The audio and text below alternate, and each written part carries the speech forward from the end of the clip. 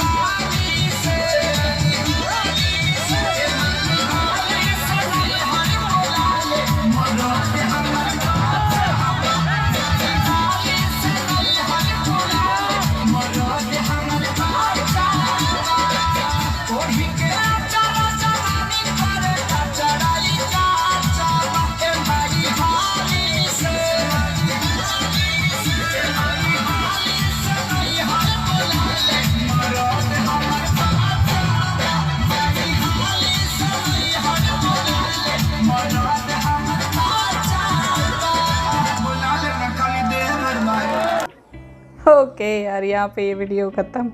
और क्या ज़बरदस्त डांस किया है तीनों ने, है ना।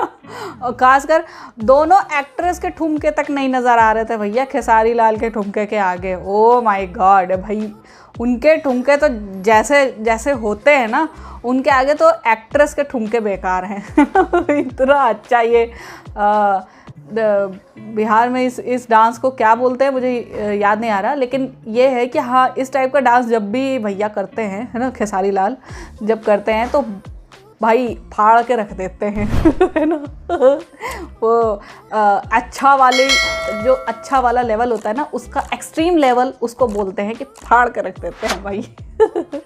ज़बरदस्त डांस था। आई होप आप लोग को रिएक्शन पसंद आया।